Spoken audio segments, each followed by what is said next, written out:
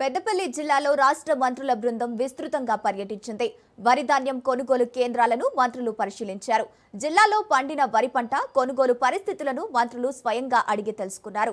రైతులతో నేరుగా మాట్లాడి ధాన్యం కొనుగోలులో ఎదురవుతున్న ఇబ్బందులను తెలుసుకున్నారు.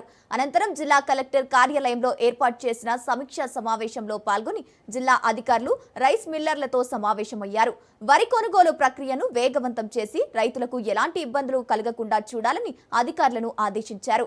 ఈ సందర్భంగా మంత్రులు మాట్లాడుతూ జిల్లాలో ఎన్నడూ లేని విధంగా అధికంగా వరి పంట పండిందన్నారు. రైతులు పండించిన ప్రతి గింజను ప్రభుత్వం కొనుగోలు చేస్తోందని, తడిచి మొలకెత్తిన ధాన్యాన్ని కూడా ప్రభుత్వం కొనుగోలు చేసే బాధ్యతలు తీసుకుంటుందని స్పష్టం చేశారు. ప్రతిపక్షాలు బీజేపీ బీఆర్ఎస్ వాళ్ళు ఎక్కడో మరి రైతులకి మోసం జరుగుతుంది, తాలు తరుగులో కట్టింగ్ అవుతుంది, 10 కిలోలు అవుతుందని చెప్పిండ్రు. ఇక్కడ రమణారావు గారు ఇక్కడనే ఉదాహరణ చెప్పిండ్రు. ఈ రైతులు తాలు తరుగుకి కట్టింగ్ లేదు మన కాంగ్రెస్ ప్రభుత్వంలో.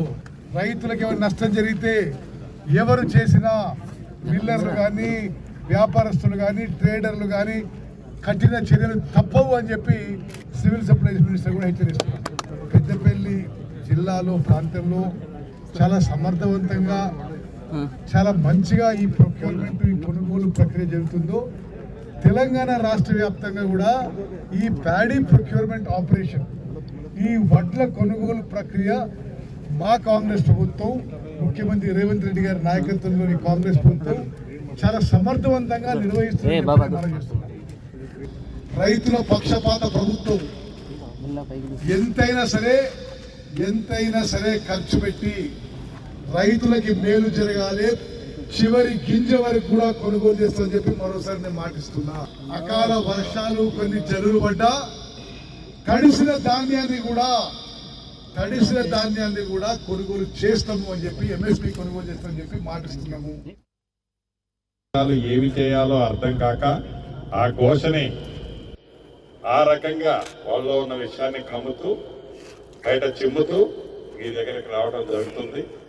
అడిచినా కూడా కొంటామని పదే గౌరవ ఆ శాఖ మంత్రివర్యులు ఉత్తమ్ కుమార్ రెడ్డి గారు చెప్తున్నా కూడా అది పట్టించుకోకుండా మీరు ఇచ్చేలా అని కల్లబల్లి మాటలు చెప్తున్న ప్రతిపక్షాలకి ఈసారి ఆ స్థానం కూడా దక్కకుండా మీ దీవెనలో ఈ ప్రభుత్వానికి ఉంటాయని కోరుతూ సంబంధించి ఎక్కడ ఇబ్బంది జరగదు. ఈసారి ఈ సంవత్సరం మీకే తెలుసు, ప్రభుత్వం పూర్తి స్థాయిలో దాని పరంగా స్పందించి కరెంటు ఇబ్బంది లేకుండా, నీటికి ఇబ్బంది లేకుండా చేసిన ప్రయత్నంలో దిగుబడి ఎక్కువైంది.